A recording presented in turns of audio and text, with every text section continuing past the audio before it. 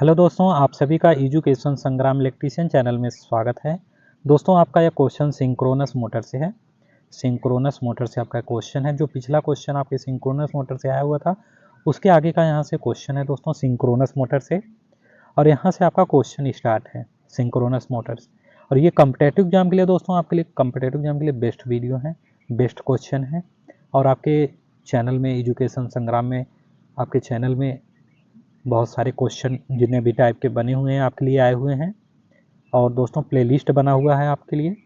और दोस्तों आप हमारे चैनल को अपने दोस्तों को भी शेयर कर दीजिए। आप भी चैनल को सब्सक्राइब कर लीजिएगा और वीडियो को लाइक भी कर देंगे। और ये क्वेश्चन आपका दोस्तों UPPCL TG2, UP आर्मी नल TG2, ITI इलेक्ट्रीशियन वस्तुनिष्ठ CBT एग्जाम के लिए दोस्तों आपके यहाँ पे क्वेश्चन है। और ये एग्जाम के दोस्तों एडवांस क्वेश्चन है, एडवांस क्वेश्चन है। और ये दोस्तों सिंक्रोनस मोटर से ये कंपलसरी आपके लिए क्वेश्चन आए हुए हैं। यहाँ पे दोस्तों आपको मोस्ट इम्पॉर्टेंट क्वेश्चन मिल रहा है। और यहाँ पर देखिए दोस्तों क्वेश्चन क्या कर रहा है। और ये दोस्तों वीडियो आपके कॉम्पिटेटिव एग्जाम के लिए बेस्ट हैं। और यहाँ पर देखिए ये क्वेश्चन क्या कर रहा है कि ये तुल्यकालिक मोटर को शुरू करने के लिए निम्नलिखित में से किस विधि का उपयोग किया जाता है। इसमें कह रहा है कि जो तुल्यकालिक मोटर है आपकी, तुल्यकालिक मोटर है, तो इसमें किन निम्नलिखित में से किस विधि का उपयोग किया जाता है मोटर को शुरू करने के लिए। मोटर को शुरू करने के लिए किस विधि का उपयोग किया जा रहा है यहाँ पे दोस्तों। A, B और C आपको ये दिया गया है। और इसमें कहा क्या गया है, यहाँ पर देखिए कि जो लघु होती है पौनी मोटर का उपयोग करना। और B क्या कह रहा है कि जो डैम्पर कुंडली का उपयोग करना।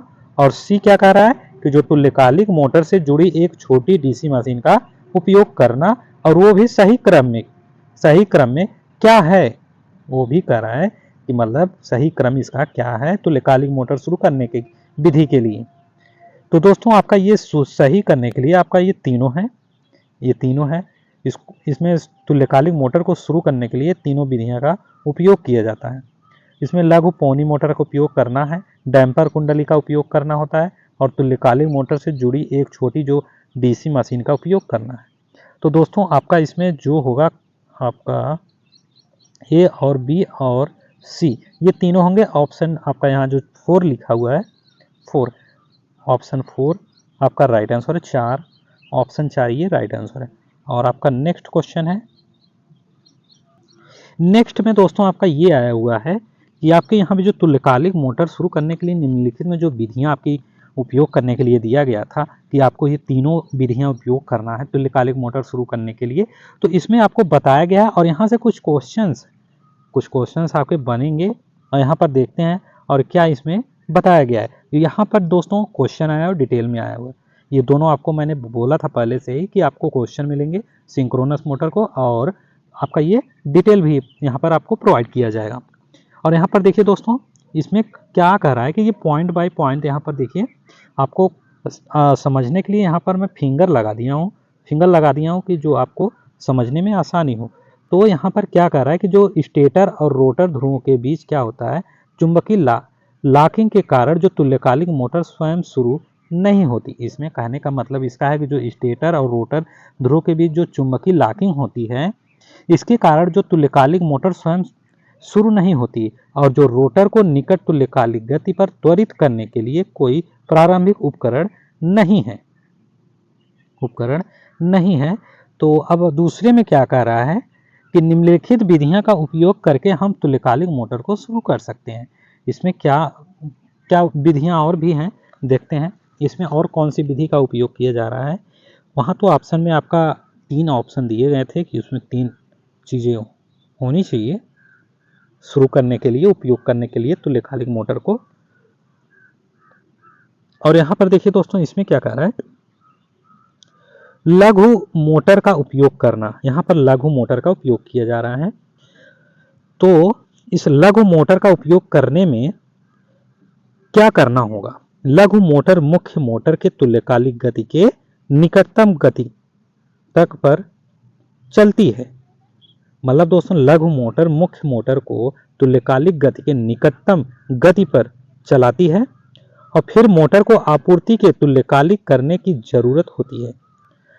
उसके बाद जो DC उत्तेजन को चालू किया जाता है, और फिर रोटर क्षेत्र और स्टेटर क्षेत्र लॉक इन हो जाते हैं, और लघु मोटर वियोजित हो जाती है और उसके बाद मुख्य मोटर तुल्यकालिक गति पर संचालित होती है। अब आइए नेक्स्ट, यहाँ पर देखिए ये डैम्पर कुंडली का उपयोग करना क्या होता है। यहाँ पर सीखने वाले हैं डैम्पर कुंडली का उपयोग करना। जब 3 चरण वाली आपूर्ति शुरू की जाती है तो जो मोटर सामान्य स्क्वायरल केज प्रेरण मोटर के मतलब दोस्तों मोटर सामान्य स्क्वायरल केज प्रेरण मोटर के रूप में संचालित होती। यहाँ पर देखिए दोस्तों आपका डैम्पर ब्रश है। डैम्पर ब्रश का कहाँ पर, ये रहा आपका डैम्पर ब्रश और ये फील्ड बाइंडिंग है आपका, और यही होता है आपके डैम्पर ब्रश और या डैम्पर कुंडली का उपयोग करने में जो 3 चरण वाली जो आपूर्ति होती है आपकी जो मोटर सामान्य स्क्वायरल केज की मोटर के रूप में संचालित होती है। यहाँ पर डैम्पर ब्रश है, देख लीजिए डैम्पर ब्रश कहाँ होता है दोस्तों। आपका नेक्स्ट है, अब यहाँ पर देखिए दोस्तों इसके साथ जो युग्मित छोटे डीसी मशीन का उपयोग करके, अब इसमें दोस्तों तुल्यकालिक मोटर में इसके साथ युग्मित जो छोटे डीसी मशीन का उपयोग करना यहाँ पर देखते हैं। तुल्यकालिक मोटर के साथ एक छोटी डीसी मशीन युग्मित होती है। तुल्यकालिक मोटर के साथ एक छोटी डीसी मशीन युग्मित होती है, इसको नोट करिएगा दोस्तों। और जो डीसी मशीन है आपके ये डीसी मोटर के रूप में कार्य करती है जिससे तुल्यकालिक मोटर शुरू हो सके। अब आइए क्वेश्चन आपका यहाँ पे आया हुआ है, नेक्स्ट क्वेश्चन है और यहाँ पर इस क्वेश्चन को देखिए। इस क्वेश्चन में क्या कर रहा है कि एक तुल्यकालिक मोटर में प्रारंभिक बल आघूर्ण डॉट डॉट डॉट होता है।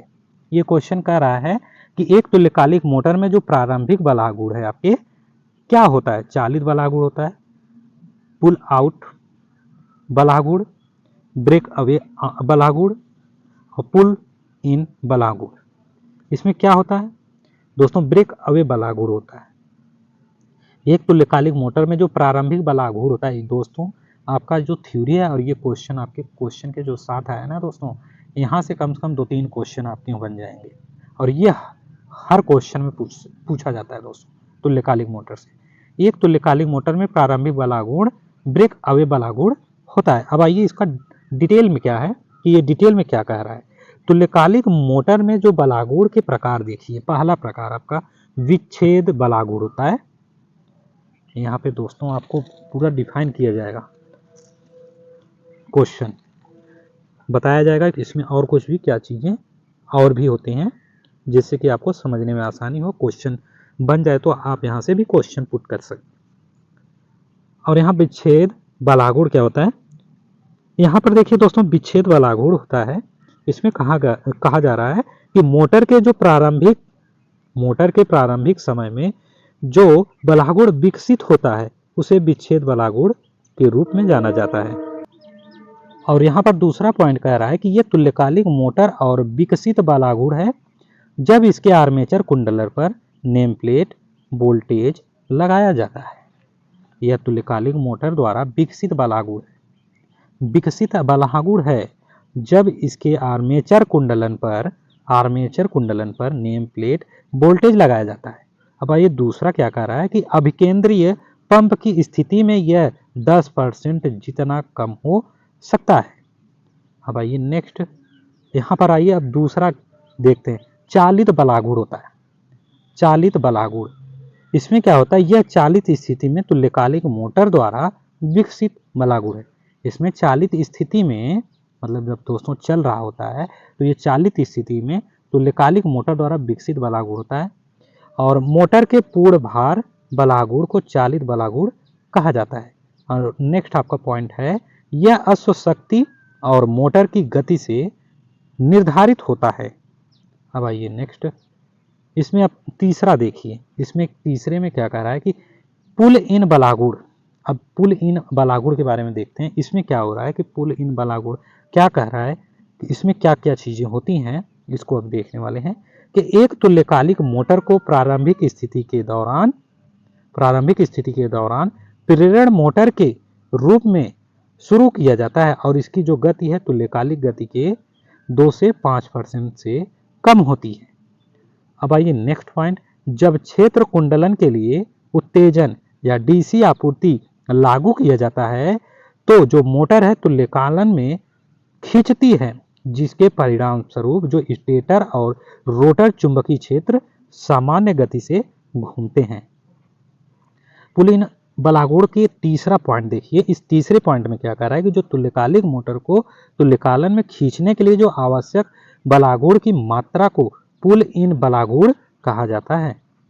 अब आइए नेक्स्ट, अब यहाँ पर आपका चौथा पॉइंट है पुल आउट बलागुड़। पुल आउट बलागुड़, पुल आउट बलागुड़ में देखते हैं 2 पॉइंट यहाँ पर दिखाया गया है। इसमें क्या होता है कि पुल आउट बलागुड़ अधिकतम बलागुड़ है। पुल आउट बलागुड़ है आपका, ये अधिकतम बलागुड़ है जिसे बिना चरण खोए प्रदान किया जा सकता है। नेक्स्ट पॉइंट बलागुड़ का, पुल आउट आगुड़ का, यह सबसे कम आवृत्ति या गति पर अपने अधिकतम तक पहुंचता है और आवृत्ति बढ़ने पर घट जाता है। समझ रहे हैं दोस्तों।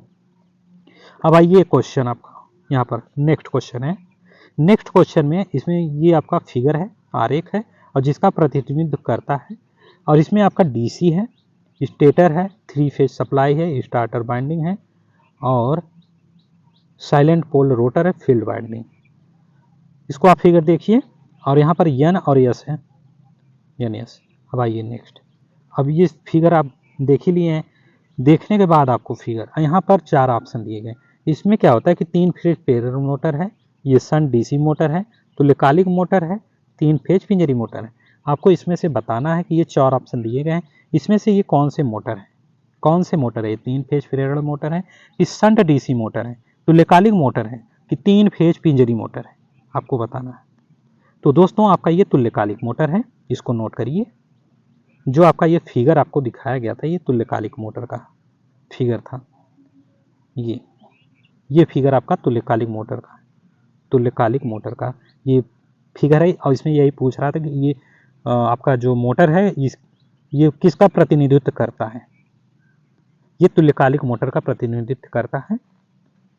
और आइए यहाँ पर ये आपका ऑप्शन सी यहाँ पर करेक्ट है। और आइए इसके बारे में देखते हैं तुल्यकालिक मोटर क्या होता है।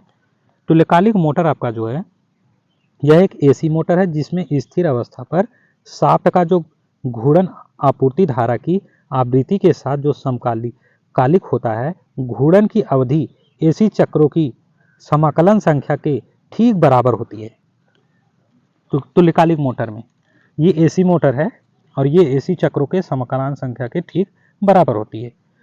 और आइए नेक्स्ट पॉइंट क्या कर रहा है कि तुल्यकालिक मोटर में एक तुल्यकालिक मोटर का जो संचालन है स्टेटर और घूर्णन के चुंबकीय क्षेत्रों की परस्पर क्रिया के कारण होता है। स्टेटर कुंडली 3 कला वाली जो आपूर्ति के साथ प्रदान किया जाता है और जो रोटर है आपकी ये कुंडली को डीसी की आपूर्ति प्रदान की जाती है।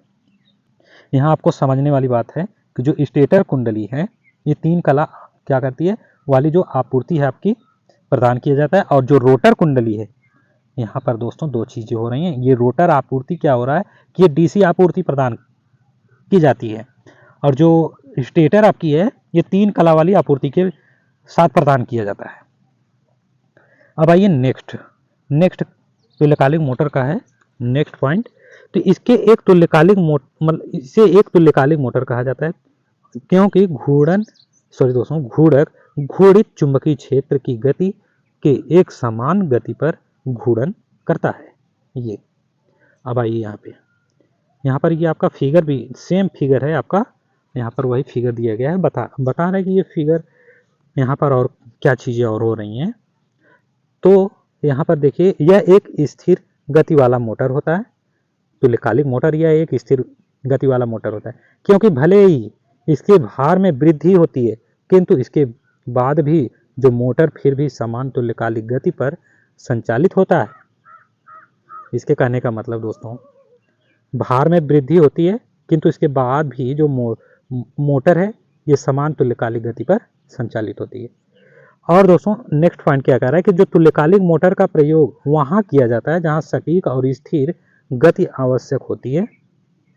मतलब दोस्तों तुल्यकालिक मोटर वहाँ प्रयोग होता है जहाँ सटीक और स्थिर गति आवश्यक होती है, जैसे बाल मिल, घड़ी, रिकॉर्डर, प्लेयर इत्यादि। ये आपका तुल्यकालिक मोटर का इमेज है, फिगर है। आइए नेक्स्ट क्वेश्चन आपका आया हुआ है। और नेक्स्ट क्वेश्चन में आपका ये तुल्यकालिक मोटर को प्रारंभ करने में जो सहायक का मोटर का जो आपका सहायक मोटर का क्या काम होता है। तुल्यकालिक मोटर को प्रारंभ करने में जो सहायक मोटर है आपका मोटर का क्या काम होता है, ये पूछ रहा है। तो दोस्तों ये तुल्यकालिक मोटर को जो प्रारंभ करने की सहायक है, ये तुल्यकालिक मोटर की गति को तुल्यकालिक गति के समान लाने के लिए सहायक होता है, ये काम होता है इसमें तुल्यकालिक मोटर को तुल्यकालिक गति के समान लाने के लिए। ऑप्शन बी आपका यहाँ पे करेक्ट आंसर है, ऑप्शन बी। आइए नेक्स्ट इसके बारे में देखते हैं। नेक्स्ट आपका जो आया हुआ है यहाँ पे आपके तुल्यकालिक मोटर के ही बारे में दिया गया है। यहाँ पर देखते हैं ये 3 फाई है, ये 3 फाई है, तो ये तुल्यकालिक मोटर है आपका, ये 3 फेज का 3 फेज सप्लाई हो रहा है RYB, और यहाँ पर NS और ये NS है, और ये NR है, ये SR है, यहाँ पर यस है, स्टार्टर है और एयर गैप है, रोटर है। अब आइए आपका नेक्स्ट यहाँ पर देखिए, यहाँ पर इमेज को देखिए, आपका पहला दूसरा तीसरा चौथा, ये 4 टाइप के फिगर आपके हैं, 1 2 3 4। और यहाँ पर देखिए NS, इसमें क्या हो रहा है, इसके अंदर देखिए, अंदर इसके इमेज के अंदर ये चारों में क्या क्या चीज़ें हो रही हैं। अब आइए ये रोटेट हो रहा है अलग अलग दिशा में। अब आइए नेक्स्ट, अब इसके बारे में जो फिगर दिया था यहाँ पे सारी चीज़ें आपको बताई गई हैं, किस हिसाब से क्या वहाँ पर फिगर में हो रहा है और क्या चीज़ें हो रही तुल्यकालिक मोटर में। अब यहाँ पर देखिए 3 फाई तुल्यकालिक मोटर एक स्व प्रारंभिक मोटर नहीं है, आप ये पहले से जानते हैं, क्योंकि ये कुछ चीज़ें इसमें जो आई हुई इंक्लूड हो रही हैं, ये आपको पहले से ही अगले वीडियो में बता दी गई है। और यहाँ पर देखिए दोस्तों, ऐसा इसलिए है कि क्योंकि जब तुल्यकालिक मोटर का आर्मेचर स्टेटर 3 फेज आपूर्ति से जुड़ा होता है, तो उसमें एक घूर्णन चुंबकीय क्षेत्र उत्पन्न होता है, जो रोटर एक स्थिर स्थिति में होने पर तुल्यकालिक गति से घूमता है। अब आइए नेक्स्ट पॉइंट कह रहा है कि तुल्यकालिक मोटर में पहली स्थिति में जो रोटर हैं NR है, ध्रुव को स्टेटर NS ध्रुव के साथ संरेखित किया जाता है, जबकि जो SR है आपके ध्रुव को स्टेटर के SR ध्रुव के साथ संरेखित किया जाता है। इस स्थिति में रोटर समान ध्रुवों के बीच प्रतिकर्षण के कारण एक धक्के का अनुभव करेगी और रोटर एक वामावर्त दिशा में बलाघूर्ण का उत्पादन होगा। अब आइए नेक्स्ट, अब अगले ही क्षण स्टेटर के जो घूर्णन चुंबकीय क्षेत्र के कारण स्टेटर के जो SS ध्रुव को रोटर के NR ध्रुव के साथ जोड़ दिया जाएगा और स्टेटर के जो NS ध्रुव हैं को रोटर के SR ध्रुव के साथ जोड़ दिया जाएगा। इस स्थिति में विपरीत ध्रुवों के आकर्षण के कारण रोटर पर फिर भी एक बल होगा, जिसके परिणाम स्वरूप समान बल आघूर्ण होगा, लेकिन पिछली स्थिति की तुलना में इस बार विपरीत दिशा में मैंने बताया था ना, अलग अलग दिशाओं में हो रहा है। इस प्रकार प्रत्येक आधे चक्र में बल आघूर्ण की दिशा परिवर्तित हो रही है और रोटर सामान्य परिस्थितियों में बल आघूर्ण की दिशा के अनुसार आगे पीछे होता है। अब आइए नेक्स्ट पॉइंट क्या कह रहा है कि हालांकि इसके जो जड़त्व के कारण यह तेजी से परिवर्तित बल आघूर्ण पर प्रतिक्रिया नहीं करता, जिसके परिणाम स्वरूप शून्य नेत्र प्रभाव होता है और रोटर की कोई गति नहीं होती है। अब आइए नेक्स्ट पॉइंट, यही कारण है कि जो तुल्यकालिक गति है आपकी, तुल्यकालिक गति तक पहुंचने और तुल्यकालिक मोटर को स्वतः प्रारंभिक मशीन बनाने के लिए एक बाह्य स्रोत की आवश्यकता होती है। इसलिए तुल्यकालिक मोटर को प्रारंभ करने के लिए एक सहायक मोटर की आवश्यकता होती है। अब आइए नेक्स्ट, यह एक सहायक मोटर का उपयोग करते हुए तुल्यकालिक मोटर को पहले प्रत्यावर्तित के रूप में चलाया जाता है और 3 फेज बस बार के साथ तुल्यकालिक किया जाता है और तुल्यकालन के बाद जो सहायक मोटर की आपूर्ति काट दी जाती है और प्रत्यावर्ती को 3 फेज एसी मुख्य से तुल्यकालिक मोटर आहरण शक्ति के रूप में चलाने के लिए बनाया जाता है। अब आइए नेक्स्ट दोस्तों, ये फिगर के अनुसार ये थोड़ा सा लंबा हो गया क्वेश्चन, इसका जो डिटेल है आपका ये लंबा डिटेल हो गया, लेकिन आपको डिटेल जानना बहुत ज़रूरी है दोस्तों।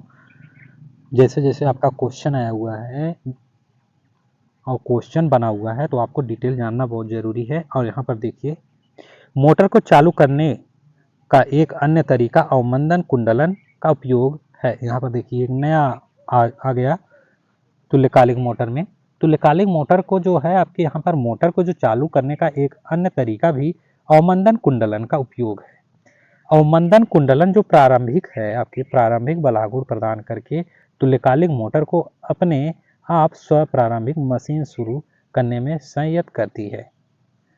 अब आइए नेक्स्ट, आपका यहाँ पर नेक्स्ट क्वेश्चन है, निम्न में से कौन स्वचालित नहीं है? इसमें से बताना कि स्वयं से जो स्वचालित नहीं है, निम्न में से कौन स्वचालित नहीं? पिंजरी प्रेरण मोटर, डीसी श्रेणी मोटर, तुल्यकालिक मोटर, कुंडलित वलय प्रेरण मोटर। इसमें से आपको बताना है कि कौन स्वचालित नहीं है, मतलब स्वयं से चालन ना हो। यहाँ पर स्वयं से जो स्वचालित नहीं होता है ये तुल्यकालिक मोटर है। आपका ऑप्शन सी आपका करेक्ट आंसर है। ऑप्शन सी आपका करेक्ट आंसर है। आइए इसका डिटेल भी देख लेते हैं। तुल्यकालिक मोटर में कुछ चीज़ें हैं, थोड़ी सी देख लेते हैं फास्ट तरीके से। तुल्यकालिक मोटर है, एक तुल्यकालिक मोटर एक ऐसी मोटर है जो मशीन में घूर्णन करने वाले क्षेत्र पर समान गति से घूमती है, जिसका मान तुल्यकालिक गति यानी एस के बराबर होता है। तुल्यकालिक मोटर स्वचालित मोटर नहीं, इसका यह गुण जो घूर्णक के जड़त्व के कारण पाया जाता है, यह स्टेटर के चुंबकीय क्षेत्र के घूर्णन का तुरंत अनुसरण नहीं कर सकता। तुल्यकालिक मोटर उन पर कार्य करने वाले भार के बावजूद स्थिर गति से चलने में सक्षम होती है। अब आइए नेक्स्ट देख लेते हैं कुछ और पॉइंट। कुछ पॉइंट में ये दिया गया है कि जब इसे आपूर्ति प्रदान की जाती है तब इसका जो स्टेटर है घूर्णन करने लगता है और स्टेटर के ध्रुव जो तुल्यकालिक गति है घूर्णन करते हैं और ये ध्रुव धारा की वैकल्पिक प्रकृति के कारण अपनी स्थिति बदल लेते हैं। और नेक्स्ट पॉइंट आपका जो घूर्णक स्टेटर के त्वरित उत्क्रमण को क्रम विच्छिन्न कर सकता है।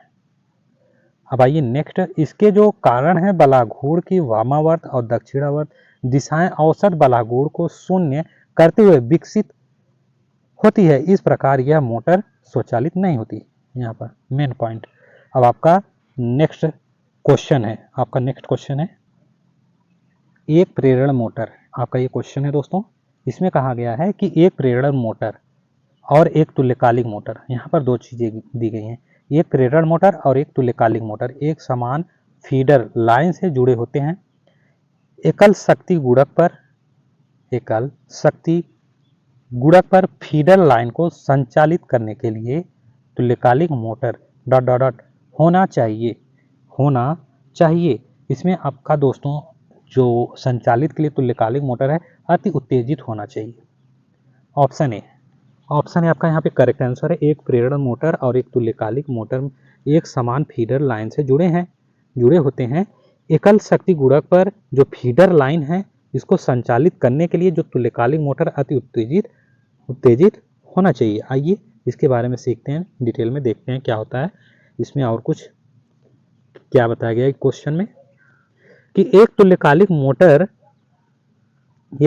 मोटर सभी शक्ति गुणकों पर संचालित हो सकता है। मतलब एक तुल्यकालिक मोटर है आपका, तो जो शक्ति गुणकों पर ये संचालित हो सकता है। नेक्स्ट पॉइंट क्या कह रहा है कि समान उत्तेजन पर ये तुल्यकालिक मोटर एकल शक्ति गुणक पर कार्य करता है। और दूसरा क्या कह रहा है कि यदि एक तुल्यकालिक मोटर का क्षेत्र अल्प उत्तेजित होता है, मतलब दोस्तों अल्प कम उत्तेजित होता है, तो शक्ति गुणक पश्चगामी होगा। अब आइए ये नेक्स्ट पॉइंट, यदि एक तुल्यकालिक मोटर का जो क्षेत्र अति उत्तेजित है तो यह एक तुल्यकालिक संधारित्र के रूप में कार्य करता है और ये संबंधित शक्ति गुणक अग्रगामी होगा। नोट कर लेंगे दोस्तों ये दोनों। अग्रगामी होगा। यहाँ से एक क्वेश्चन बन सकता है आपका, वहाँ पे एक बना हुआ है, और एक और यहाँ पर बन सकता है कि यदि तुल्यकालिक मोटर क्षेत्र शक्ति गुणक पश्चगामी होगा तो क्या होगा, ये अल्प उत्तेजित होता है। अब आइए नेक्स्ट पॉइंट पे। यहाँ पर देखिए, तुल्यकालिक संधारित शक्ति लाइनों में शक्ति गुणक में सुधार, जो संचरण लाइनों के साथ इसे जोड़कर शक्ति गुणक सुधार करने के लिए प्रयोग किया जाता है। दोस्तों इसके कहने का मतलब है जो तुल्यकालिक आपका जो संघनित्र शक्ति लाइनों में शक्ति गुणक है, इसमें सुधार संचरण लाइनों के साथ इसे जोड़कर शक्ति गुणक सुधार करने के लिए प्रयोग किया जा सकता है, ये प्रयोग किया जाता है। अब आइए नेक्स्ट, हम जानते हैं कि प्रेरण मोटर हमेशा एक पश्चगामी शक्ति गुणक पर काम करता है। दोस्तों इसको नोट करिए, प्रेरण मोटर ये हमेशा क्या करता है कि ये पश्चगामी शक्ति गुणक पर काम करता है और काम करती है, और हमें फीडर शक्ति गुणक एकल के रूप में चाहिए। तो यहाँ से जो जुड़ी तुल्यकालिक मोटर को शक्ति गुणक में सुधार करना चाहिए। इसे अति उत्साहित होना चाहिए, क्योंकि अति उत्तेजित तुल्यकालिक मोटर जो शक्ति गुणक में सुधार कर सकती है। अब आइए नेक्स्ट, आपका यहाँ पर नेक्स्ट क्वेश्चन है। क्वेश्चन नेक्स्ट आपका आया हुआ है, तो इसमें आपका एक तुल्यकालिक मोटर, देखिए इसमें क्या कह रहा है कि एक तुल्यकालिक मोटर में प्रारंभिक वाला गुण होता है। क्वेश्चन लग रहा है दोस्तों सेम है, लेकिन जो ऑप्शन है यहाँ पर चेंज लग रहा है। देखते हैं, इस क्वेश्चन सेम है तो भी देख लेते हैं। एक तुल्यकालिक मोटर में प्रारंभिक बलागुण ... होता है तो दोस्तों ब्रेक अवे बलागुण होता है। इसके बारे में दोस्तों शायद हमने अभी बताया, देखिए यहाँ पर बताया है। अब आइए इसको भी बता दिया गया है, यहाँ पर अभी पिछले क्वेश्चन में आया हुआ था, इसको बता दिया गया है। आइए नेक्स्ट क्वेश्चन, यहाँ पर देखिए दोस्तों, ये क्वेश्चन तुल्यकालिक मोटर में जो मोटर पर भार बढ़ता है और रोटर उत्तरोत्तर रूप से किस ओर झुकता है।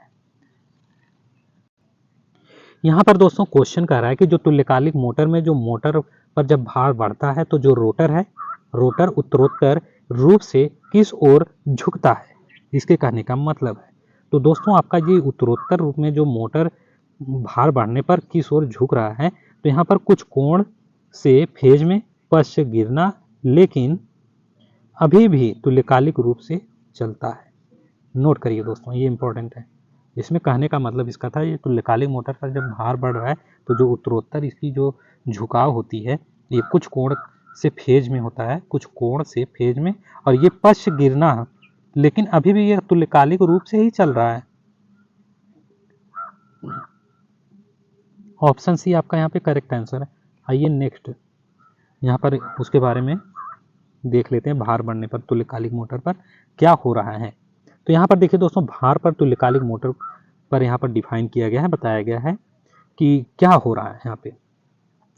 तो जो डीसी मोटर और प्रेरण मोटर में जब भार बढ़ता है तब मोटर की जो गति कम हो जाती है। मतलब दोस्तों डीसी मोटर और प्रेरण मोटर में जब भार बढ़ रहा है, नोट करिए यहाँ पर अलग अलग हैं, डीसी मोटर है और प्रेरण मोटर है।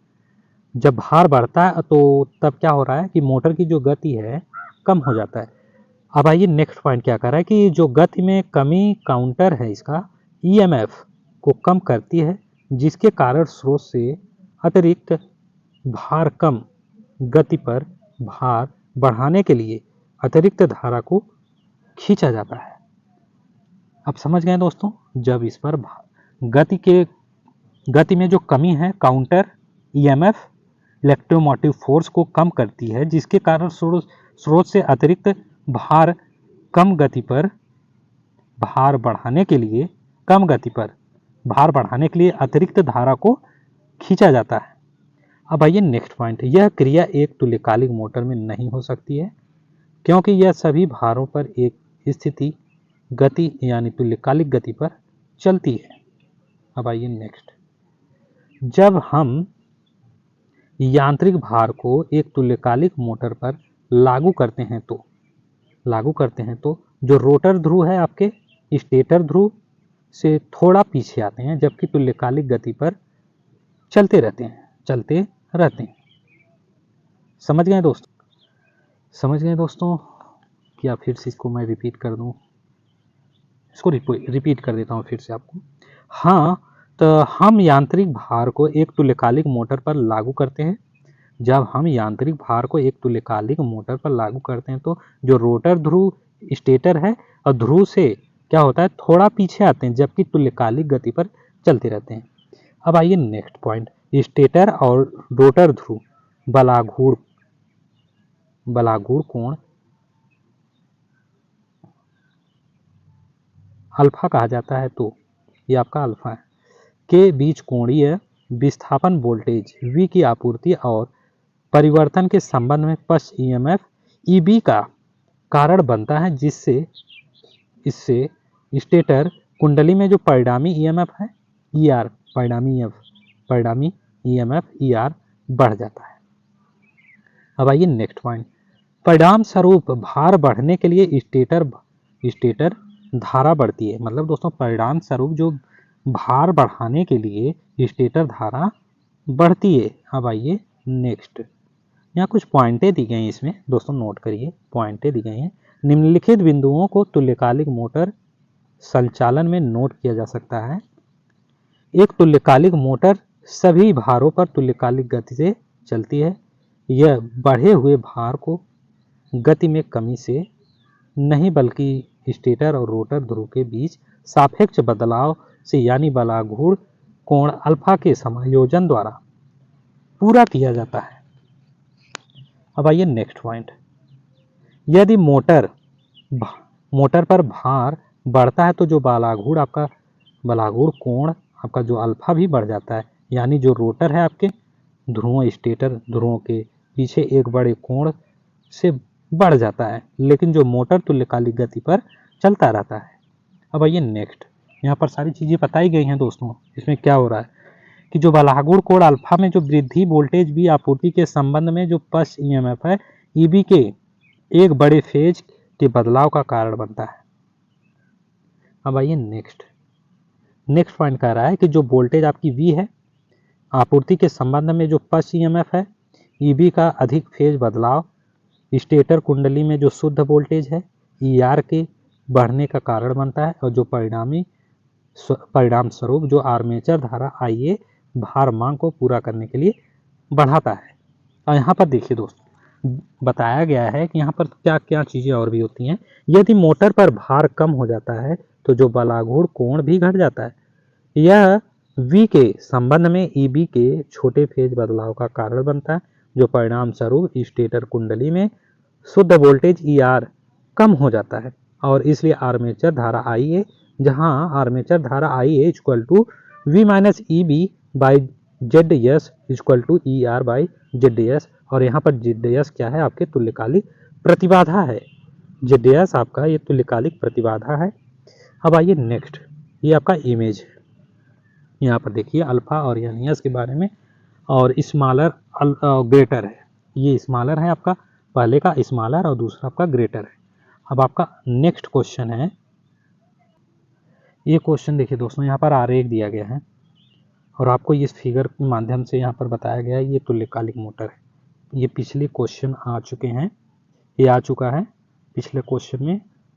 और आइए नेक्स्ट देखते हैं, यहाँ पर वही चीज़ें दी गई हैं दोस्तों आपको जो बताया गया था। तो आप यहाँ से देखना चाहते हैं फिर से तो आप यहाँ पर देख लीजिए, यहाँ पर सारी चीज़ें दी गई हैं। अब आइए नेक्स्ट, यहाँ पर वही फिगर फिर आया हुआ है, वही सेम क्वेश्चन आ गया दोस्तों। यहाँ पर दो क्वेश्चन आ चुके हैं सेम। और यहाँ पर देखिए दोस्तों इस क्वेश्चन को, यहाँ पर इस क्वेश्चन को देखने वाले हैं। इस क्वेश्चन में क्या हो रहा है कि आर्मेचर अभिक्रिया के प्रभाव की उपेक्षा करते हुए यदि स्थिर भार के साथ चलने वाली एक तुल्यकालिक मोटर की उत्तेजना बढ़ जाती है तो इसका बलागुड़ कोण ... चाहिए। मतलब जो बलागुड़ क्या है, घटना बढ़ना बिना भार मान से दुगना होना या समान रहना क्या होना चाहिए, जो आर्मेचर अभिक्रिया के प्रभाव की अपेक्षा करते हुए यदि स्थिर भार के साथ चलने वाली जो तुल्यकालिक मोटर है इसकी उत्तेजना बढ़ जाती है तो इसमें बलागुड़ कोण क्या होगा, इसमें बलागुड़ कोण घटना हो जाएगा। दोस्तों आपका ये बलागुड़ कोण घटना चाहिए, बलागुड़ कोण घटना चाहिए, ऑप्शन ए करेक्ट आंसर। इसका डिटेल देखते हैं दोस्तों क्या कह रहा है डिटेल में ये कह रहा है कि दोस्तों जब नियत भार के लिए परिवर्तित क्षेत्र उत्तेजना का प्रभाव, यहाँ पर नियत भार के लिए परिवर्तित क्षेत्र उत्तेजना का प्रभाव में देखते हैं कि क्या प्रभाव पड़ रहा है, क्या प्रभाव आपके तुल्यकालिक मोटर पर पड़ रहा है।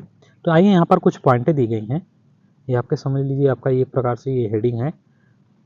और यहाँ पर देखिए दोस्तों एक तुल्यकालिक मोटर के लिए क्योंकि उत्तेजना जो ई बढ़ जाती है, एक तुल्यकालिक मोटर के लिए उत्तेजना आपकी जो है ई बढ़ जाता है। और यहाँ पर देखिए दोस्तों पीएफ है आपका, अर्थात कॉस फाई घटता है और अधिक से अधिक बढ़ जाता है,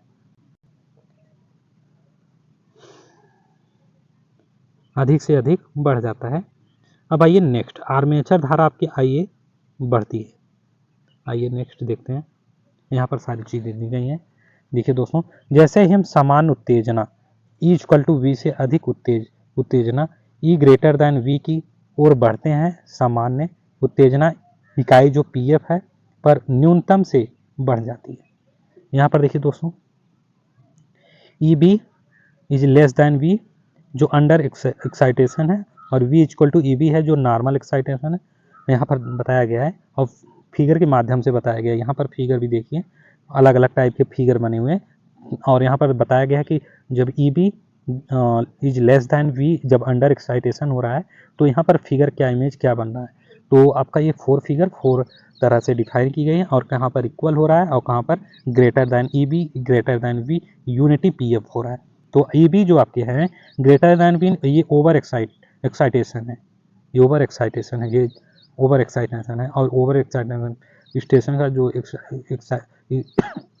ओवर एक्साइटेशन का जो इमेज है आपका यहाँ पर फोर वाला यहाँ पर दिखाया गया है, ये कैसा बना हुआ है, और यहाँ पर क्या चीज़ें और भी इंक्लूड की गई हैं इमेज में, और ये जो इसकी न्यूनतम बढ़ जाता है घट जाता है कैसे होता है, यहाँ पर सारी चीज़ें आपको बताया गया है। आइए नेक्स्ट, यहाँ पर तुल्यकालिक मोटर के लिए यहाँ पर दिया गया है तुल्यकालिक मोटर का इमेज कैसा होता है। तो यहाँ पर तुल्यकालिक मोटर के लिए होता है आर, यहाँ पर देखिए आर, और ये स्मॉल में जे और एक्स है और आई है, यहाँ प्लस माइनस वोल्टेज है, और यहाँ पर प्लस माइनस ई है, यहाँ पर आपका एक लगा हुआ है कंपोनेंट डिवाइस लगा हुआ है। और यहाँ पर देखिए दोस्तों E equal to V minus I A और कोष्टक में आर प्लस जे एक्स है, और यहाँ फेजर दृष्टिकोण से ये दिखाया गया है।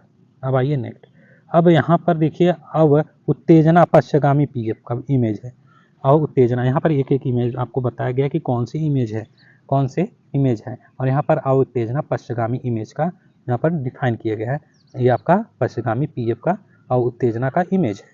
अब आइए नेक्स्ट, अति उत्तेजना, ये अति उत्तेजना का है, ये पश्चगामी है, अति उत्तेजना का है यहाँ पर ये इमेज। आइए नेक्स्ट, जैसे जैसे हम अउत्तेजना, सामान्य उत्तेजना, अति उत्तेजना की ओर आगे बढ़ते हैं तो क्या हो रहा है कि ई वामावर्त गति करता है और डेल्टा घटता है, ये आपका डेल्टा है। और पावर फैक्टर कॉस फाई है, आपका यूनिटी जो पावर फैक्टर लाइन है यहाँ पे ऊपर दिखाई गई है, और लैंगिंग है और यहाँ पर लीडिंग कर रहा है, और ये फील्ड करंट एक्साइटेशन है आपके इमेज में। अब आइए नेक्स्ट, इसमें देखिए उत्तेजना और शक्ति गुणांक यहाँ पर देखने वाले हैं। अउत्तेजना और पश्चगामी शक्ति गुणांक, अउत्तेजना में क्या हो रहा है कि पश्चगामी शक्ति गुणांक हो रहा है, और सामान्य उत्तेजना में इकाई शक्ति गुणांक है, और अति उत्तेजना में क्या हो रहा है अउत्तेजना अति उत्तेजना, ये पश्चगामी शक्ति गुणांक और सामान्य उत्तेजना में ये इकाई शक्ति गुणांक हो रहा है। अब आइए नेक्स्ट आपका ये क्वेश्चन आपका नेक्स्ट है, इसमें कह रहा है कि एक तुल्यकालिक मोटर में युग्मन कोण का मान ... पर निर्भर करता है। ये किस पर युग्मन कोण का मान निर्भर कर रहा है दोस्तों? मोटर द्वारा मिले भार की मात्रा पर। ऑप्शन सी आपका यहाँ पे करेक्ट आंसर। अब आइए नेक्स्ट, यहाँ पर अब देखते हैं कि जो भार की तुल्यकालिक मोटर है यहाँ पर और चीज़ें क्या मिल रही हैं। तो यदि जो मोटर है आपके प्रेरण मोटर में जब भार बढ़ता है तब जो मोटर की गति कम हो जाती है, और गति में जो काउंटर ईएमएफ करती है, तो इसके कारण शोर से अतिरिक्त भार कम गति पर भार बढ़ाने के लिए अतिरिक्त धारा को खींचा जाता है। और यह क्रिया एक तुल्यकालिक मोटर में नहीं हो सकती क्योंकि यह सभी भारों पर एक स्थिर यानी तुल्यकालिक गति पर चलती है। अब आइए नेक्स्ट, यहाँ पर वही चीज़ें दी गई हैं। अब आइए इसमें देखते हैं दोस्तों, वही चीज़ें दी गई हैं, सेम आपका बताया गया है डिटेल।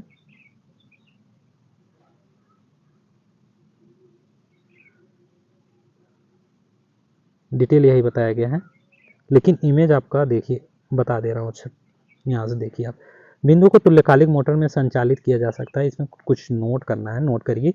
एक तुल्यकालिक मोटर सभी भारों पर तुल्यकालिक गति से चलती है। यह बढ़ते हुए भार को गति में कमी नहीं बल्कि स्टेटर और रोटर ध्रुवों के बीच सापेक्ष बदलाव से यानी बलाघूर्ण कोण अल्फा के समायोजन द्वारा पूरा किया जाता है। अब आइए यहाँ पर, यदि मोटर पर भार बढ़ता है तो जो बालाघूर्ण आपकी कोण है अल्फा भी बढ़ जाता है, यानी रोटर ध्रुव स्टेटर ध्रुव के पीछे एक बड़े कोण से बढ़ जाता है, लेकिन जो मोटर तुल्यकालिक गति पर चलता रहता है। अब आइए नेक्स्ट, ये पॉइंट देखिए दोस्तों, बालाघूर्ण कोण अल्फा में वृद्धि वोल्टेज V की आपूर्ति के संबंध में जो पश्च EMF है आपके EB एक बड़े फेज में बदलाव का कारण बनता है।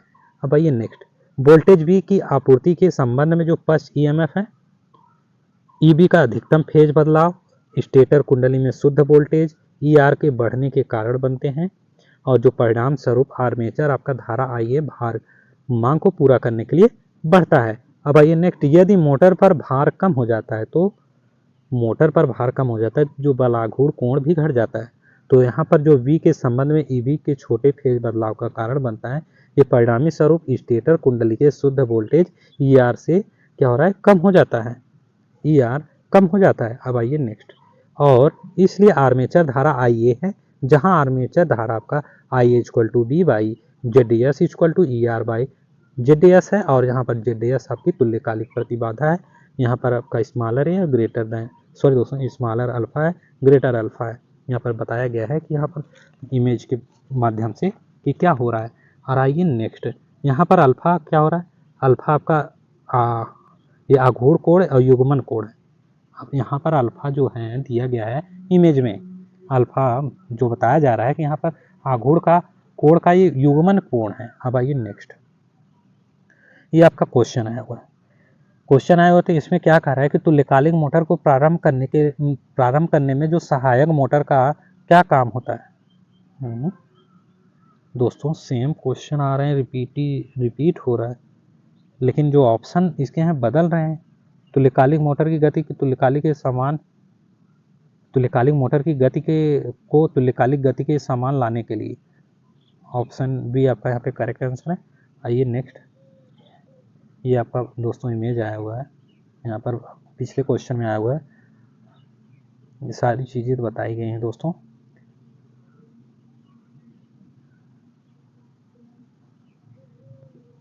अब आइए इस क्वेश्चन को देखते हैं। क्षेत्र उत्तेजना के साथ शून्य भार पर संचालित करने के लिए एक 3 फेज तुल्यकालिक मोटर बनाई जाती है। मतलब दोस्तों क्षेत्र उत्तेजना के साथ जो शून्य भार पर संचालित करने के लिए एक 3 फेज तुल्यकालिक मोटर बनाई जाती है, यह मानते हुए कि इस स्थिति में कोई हानि नहीं, आपूर्ति वोल्टेज और पश्च EMF के बीच कालांतर क्या होगा। यहाँ पर क्षेत्र उत्तेजना के साथ शून्य भार पर जो संचालित करने के लिए एक 3 फेज तुल्यकालिक मोटर बनाई जाती है, और यह मानते हुए कि स्थिति में कोई हानि नहीं है, आपूर्ति वोल्टेज और पश्च EMF के बीच कालांतर पूछ रहा है कि क्या होगा। इसमें कालांतर आपका जो होगा दोस्तों, आपका जीरो कालांतर होगा, जीरो अंश के कालांतर होंगे। आइए नेक्स्ट यहाँ पर देखते हैं जीरो अंश के कालांतर के बारे में। तो दोस्तों ये शून्य भार के जो तुल्यकालिक मशीन है के बारे में यहाँ देखने वाले हैं कि ये शून्य भार के तुल्यकालिक मशीन क्या कह रहे हैं। तो एक तुल्यकालिक मशीन में जो रोटर द्वारा आर्मेचर स्टेटर में एक पश्च EMF होता है EB स्थापित किया जाता है, और जो लागू वोल्टेज V का विरोध करता है। समझ रहे हैं दोस्तों, जब ये तुल्यकालिक मोटर में जीरो हो रहा है, शून्य हो रहा है, इसके बारे में बता रहा है यहाँ पे कि एक तुल्यकालिक मशीन में जो रोटर द्वारा आर्मेचर स्टेटर में एक पश्च EMF EB स्थापित किया जाता है जो लागू वोल्टेज का विरोध करता है। अब आइए यहाँ पे सेकंड सेकेंड आपका है, सेकेंड पॉइंट, यह पक्ष ईएमएफ केवल रोटर उत्तेजना पर निर्भर करता है और आर्मेचर में जो नेट वोल्टेज V और ED का जो सदिश अंतर है, यह पक्ष ईएमएफ केवल रोटर उत्तेजना पर निर्भर करता है और आर्मेचर नेट वोल्टेज VED का सदिश अंतर है। अब आइए नेक्स्ट पॉइंट, आर्मेचर प्रतिबाधा द्वारा जो नेट वोल्टेज को विभाजित करके आर्मेचर धारा प्राप्त की जाती है। यहाँ पर देखिए IA = V - EB/ZA।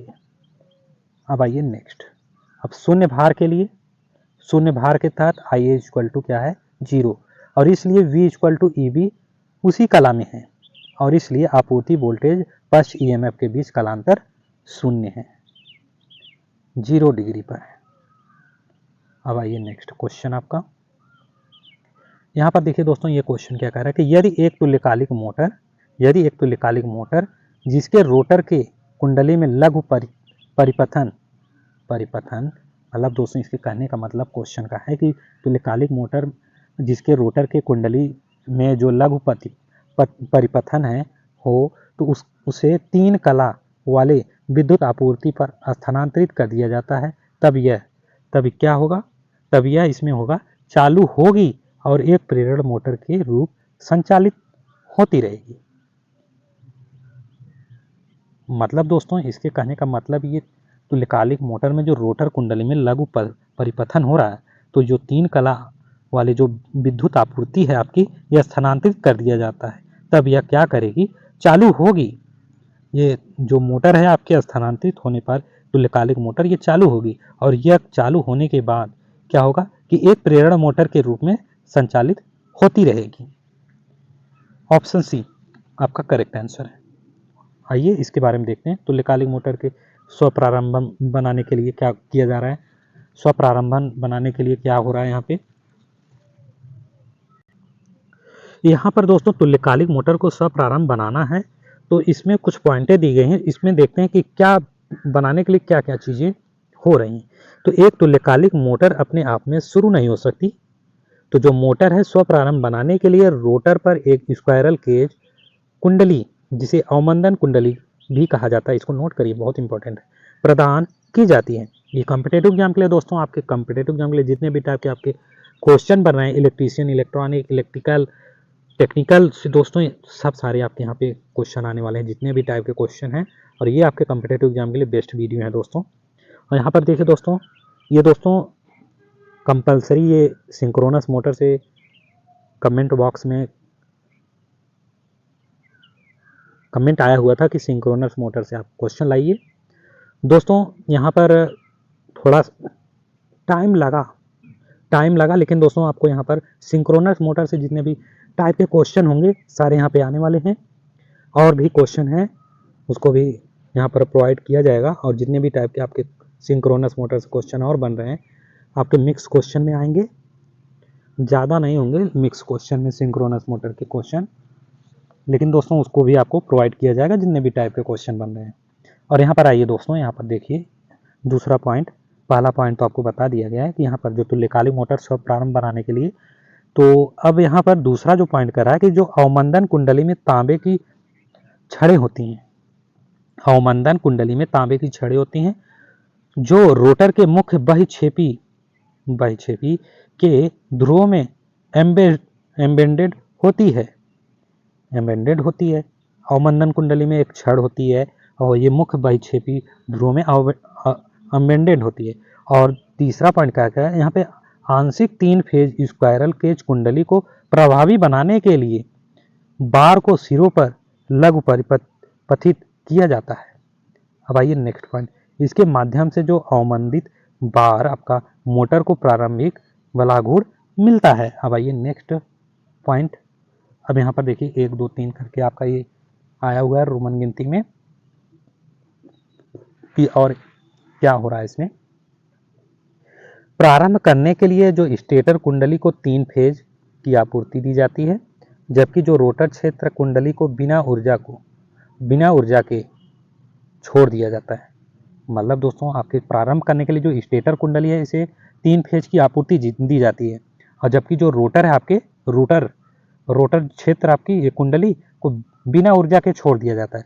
घूर्णन स्टेटर क्षेत्र अवमंदन या स्क्वायरल केज कुंडली में जो धाराओं को प्रेषित करता है और मोटर को एक प्रेरण मोटर के रूप में शुरू होता है। समझ रहे हैं दोस्तों।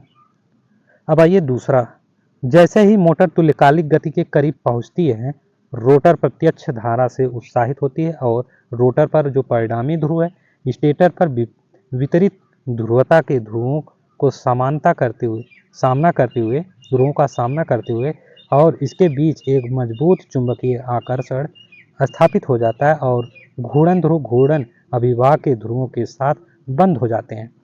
नतीजतन क्या हो रहा है कि रोटर स्टेटर क्षेत्र अर्थात जो तुल्यकालिक गति है तुल्यकालिक गति के समान गति से घूमता है। तीसरा पॉइंट आइए, तीसरा आपका यहाँ पर दिया गया है रोमन गिनती में, इसमें देखिए घूमता है क्योंकि रोटर का जो स्क्वायरल केज वाले हिस्से की जो छड़ें हैं अब उसी गति से घूमती है जैसे कि घूर्णन स्टेटर क्षेत्र। ये बार किसी भी अभिवाह को नहीं काटते हैं और इसलिए इसमें कोई प्रेरित धारा नहीं होती, इसलिए रोटर का स्क्वायरल केज वाला हिस्सा वास्तव में मोटर के संचालन से हटा दिया जाता है। अब आइए नेक्स्ट पॉइंट क्या कर रहा है कि रोटर के सही आघूर्ण पर प्रत्यक्ष धारा के साथ उत्तेजित करना महत्वपूर्ण है। अब आइए उदाहरण के लिए यदि स्टेटर का जो यन ध्रुव है रोटर के यन ध्रुव का सामना करता है तो जो उत्तेजना लागू होती है जिसके परिणाम स्वरूप चुंबकीय प्रतिकर्षण एक प्रबल यांत्रिक आघात पैदा करेगा। अब आइए नेक्स्ट, मोटर तुरंत धीमी हो जाएगी और परिपथ वियोजक ट्रिप हो जाएगा। नेक्स्ट पॉइंट कह रहा है कि व्यवहार में तुल्यकालिक मोटर के लिए जो स्टार्टर के जो सटीक आघूर्ण का पता लगाने के लिए डिजाइन किया गया है जब उत्तेजना को लागू किया जाना है चाहिए, मतलब डिजाइन किया गया है तब उत्तेजना को लागू किया जाना चाहिए। अब आइए नेक्स्ट क्वेश्चन आपका कह रहा है कि जो 3 कला तुल्यकालिक मोटर का शुरुआती वाला आघूर्ण ... है। तुल्यकालिक मोटर की शुरुआती वाला आघूर्ण ... है। तो ये दोस्तों आपका ये शून्य होगा। 3 कला तुल्यकालिक मोटर की शुरुआती वाला आघूर्ण ये शून्य, ऑप्शन सी आपका यहाँ पे करेक्ट आंसर है। ऑप्शन सी शून्य है। इसको भी डिफाइन किया गया, थोड़ा देख लीजिए। तुल्यकालिक मोटर के जो बहुत सारे फायदे हैं, यहाँ थोड़ा सा मिसप्रिंट हुआ है, देख लीजिए। तुल्यकालिक मोटर के बहुत सारे फायदे हैं, लेकिन जो 3 फेज प्रेरण मोटर के विपरीत इसका सेल्फ स्टार्टिंग न होना इसका एक बड़ा नुकसान है। अब आइए इसमें देखिए, तुल्यकालिक मोटर तुल्यकालिक गति से चलती है। नेक्स्ट पॉइंट, मोटर की जो तुल्यकालिक गति की जो आपूर्ति है आवृत्ति और ध्रुव की संख्या पर निर्भर करती है, ये नोट कर लेंगे। तुल्यकालिक मोटर में जो स्टेटर में 3 फेज कुंडलन होता है, इसको नोट करिए, और 3 फेज की आपूर्ति से उत्तेजित होता है। और नेक्स्ट पॉइंट है आपकी, जबकि घूर्णन जो डीसी आपूर्ति द्वारा उत्तेजित होता है, ये जो घूर्णक है आपकी ये डीसी आपूर्ति द्वारा उत्तेजित हो रहा है। और नेक्स्ट पॉइंट है आपका 3 फेज कुंडलन घूर्णन फ्लक्स प्रदान करते हैं, जबकि जो डीसी आपूर्ति है आपकी निरंतर फ्लक्स प्रदान करती है। अब आइए नेक्स्ट पॉइंट कह रहा है कि जो घूर्णक पर उत्पादित वाला आघूर्ण स्पंदमान होता है और एक दियशील नहीं होता है। घूर्णक पर उत्पादित जो वाला आघूर्ण स्पंदमान होता है और एक दियशील नहीं होता है। अब आइए नेक्स्ट पॉइंट क्या कर रहा है कि एक विशिष्ट तत्काल घूर्णक और स्टेटर ध्रुव के एक ध्रुवता यन या यस के हो सकते हैं, जिससे घूर्णक पर एक प्रतिकारक बल उत्पन्न करता है और अगले ही सेकंड में यह यस आकर्षण उत्पन्न करता है। समझ रहे हैं दोस्तों। लेकिन जो घूर्णक है इसके जड़त्व के कारण यह आकर्षण या प्रतिकारक बल के कारण किसी भी दिशा में घूर्णन करने में असमर्थ होते हैं और ठहराव की स्थिति में रहता है। अब आइए नेक्स्ट पॉइंट, यह सॉरी दोस्तों, इस वजह से मोटर अपने आप शुरू नहीं हो सकती। बाह का उपयोग करके ये तुल्यकालिक मोटर घोड़क को तुल्यकालिक गति में लाया जाता है। दोस्तों आपका ये सिंक्रोनस मोटर से क्वेश्चन कंप्लीट हो गया है और अगला सिंक्रोनस मोटर का क्वेश्चन आने वाला है। दोस्तों आप हमारे चैनल को अपने दोस्तों को भी शेयर कर दीजिए, आप भी चैनल को सब्सक्राइब कर लेंगे, वीडियो को लाइक भी कर देंगे दोस्तों। और ये कॉम्पिटिटिव एग्जाम के लिए आपके लिए बेस्ट क्वेश्चन है और जितने भी टाइप के आपके क्वेश्चन बन रहे हैं दोस्तों मिक्स क्वेश्चन है।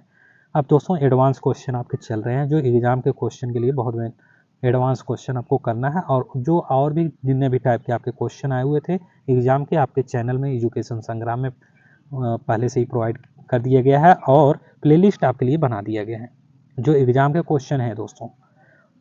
और जितने भी टाइप के आपके क्वेश्चन बन रहे हैं सब सारे आने वाले हैं यहाँ पे। दोस्तों आप हमारे चैनल को जरूर से सब्सक्राइब कर लेंगे जिससे वीडियो को नोटिफिकेशन आपको मिलता रहेगा। Thank you so much guys, thank you so much.